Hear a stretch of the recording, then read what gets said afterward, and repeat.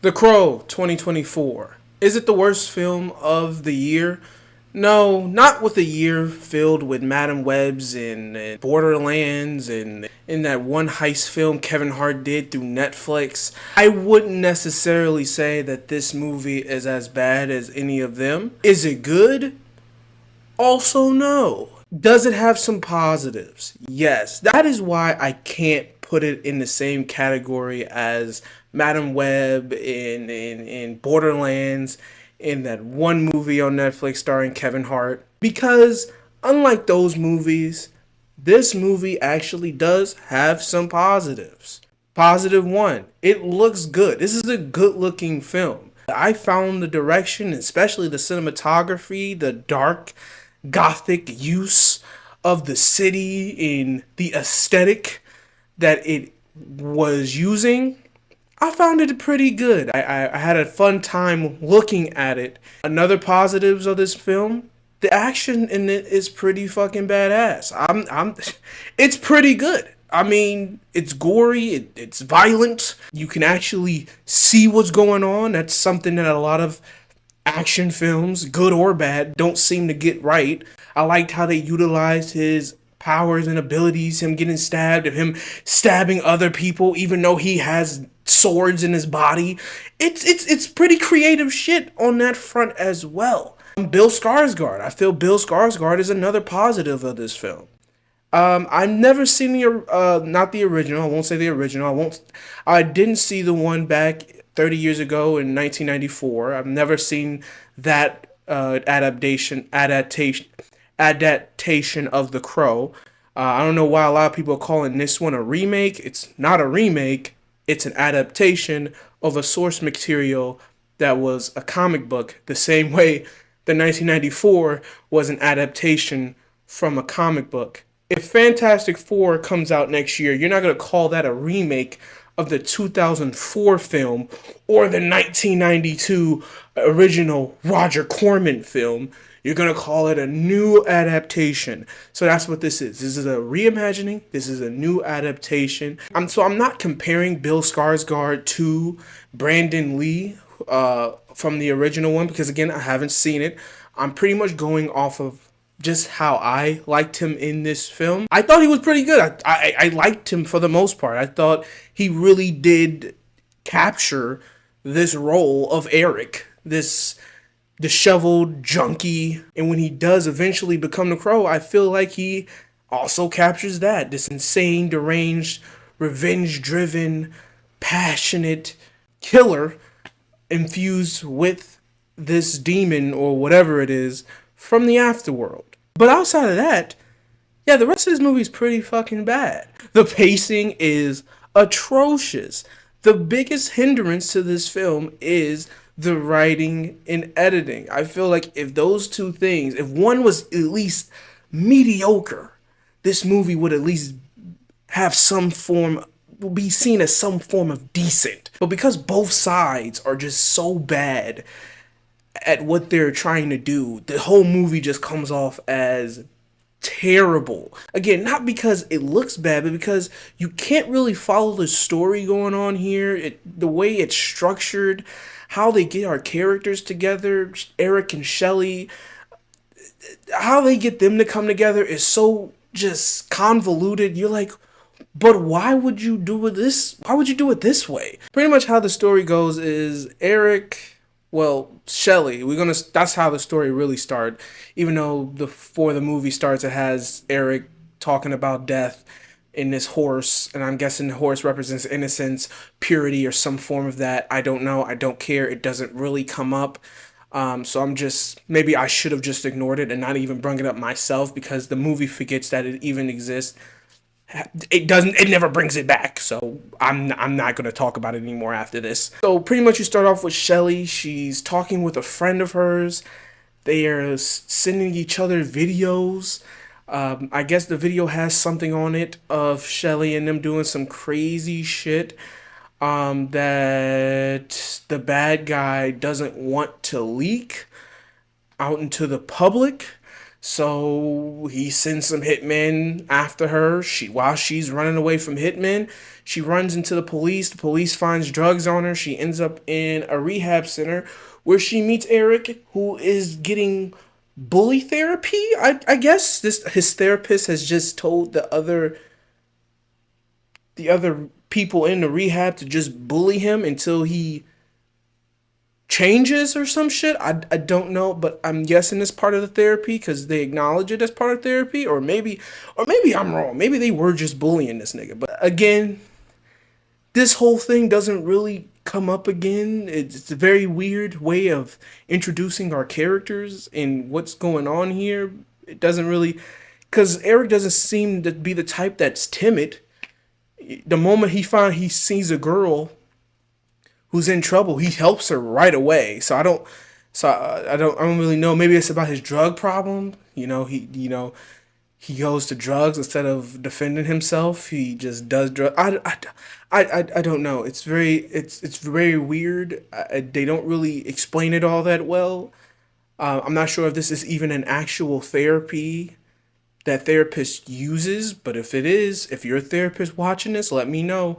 Do you guys just send niggas to get bullied as therapy? I don't know. Maybe this is that new David Goggins shit people been talking about. She gets sent to his rehab. They connect with each other, and then they escape from the rehab. They have this weird montage of them falling in love. It's very odd. The first hour of this movie is almost like an angsty emo kids Twilight fan fiction. But just like in Twilight, it's just two pretty people that just meet each other, and then all of a sudden it's this wild love for each other, and they're prophesizing their love through each other to each other for whatever reason. But because of the way that they had them get to know each other, and how they write their relationship, you don't really feel for either one of them. You're kind of just like, this dialogue is very very sappy, and it's very trying to be angsty, and it's just really really bad. I think that's why a lot of the acting seems bad. I don't know about FKA Twigs. This is her first acting role, I'm pretty sure. I don't think she does bad, but she's one of those things where you get a singer and an act to become an actor, and they kind of just seem like they it never feel if you feels like they're acting. It feels like they're doing things that they've seen actors do in movies.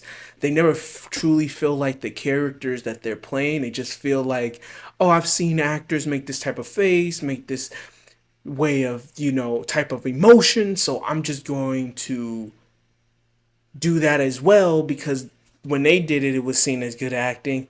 So it must seem as good acting as well when I do it, except for the reason why it seems like good acting when they do it, because they were probably acting as the character. But I never truly feel that FKA Twigs is this character of Shelly. I believe, yeah, Shelly. I never truly believe her, but she's not doing a bad acting job either. If that makes sense. The movie doesn't make sense, so I don't think I should have to make sense either. If I'm being honest, so don't hold me to it. In that relationship being so undercooked, but yet so overstated throughout the bulk of the film's runtime, this movie is an hour and 51 minutes. I think for like the first hour or so, it's just them two lollygagging around, doing the cutesy shit that people in love and movies do, frolic in fields, hold hands, walk and laugh, and make little oh, I love you, what's you're like my second half, you're like my heart type shit. And it's just very paint by numbers and boring, and you just don't connect with them because it is so boring and it is so paint by numbers.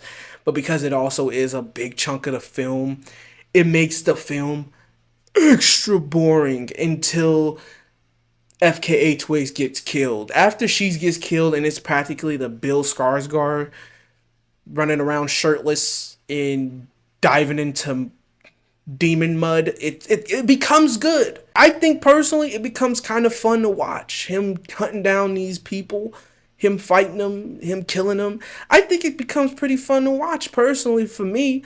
It's again, it's not all that well paced even during these times. They have Danny Houston in this film. I think his name is Vincent Bad Guy. I don't remember his last name, so I'm just gonna call him Vincent Bad Guy. And ever so often they cut back to him and this little girl who I guess is supposed to be the next FKA Twigs, who they introduce, but they never do anything with. I don't. I it boggles my mind how much also of the first half of this movie is chopped up between either FKA Twigs and Bill Skarsgård frolicking and Danny Houston and this girl playing the piano, or them introducing this girl. They literally stopped the movie for us to be introduced to this little girl.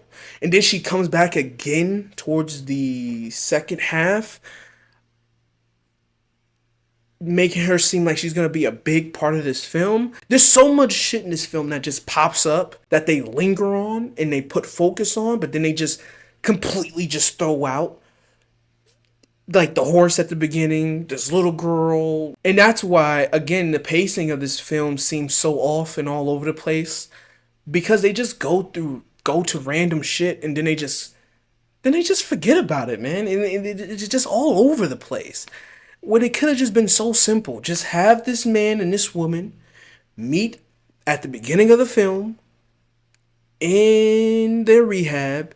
Let some time pass. They get to know each other. Make it a montage of them learning each other in this rehab. They get clean together. They get out together. Let them start a life together. Not saying like middle class, but like lower class life together. You know, let them show us them actually being real people, getting to know each other, and not just like these weird, junky, druggy, hipster, underground people who you can't really connect with on any way. And then just have it be a revenge film. Don't make it be this whole elaborate shit.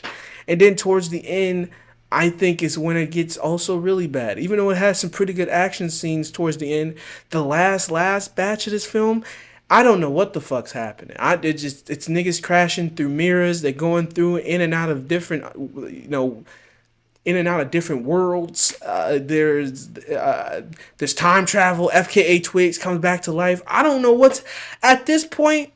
Once he's killed all of the other bad guys, and him and Danny Houston fight, from when the Crow and Danny Houston fight, from that moment to the end, I don't know what's happening. I'm unsure about what the fuck's happened, because he says, okay, how about this? You take my soul for hers. So I'm like, oh, okay, that can happen. Didn't think that can.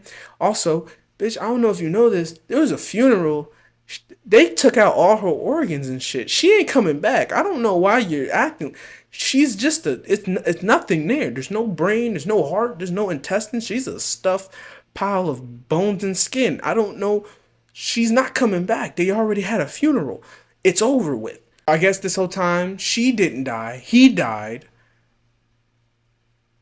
I don't know. I simply I don't know. I thought the little girl was gonna come into play and be like, oh, he can't. He realizes he can't save FKA Twig's soul.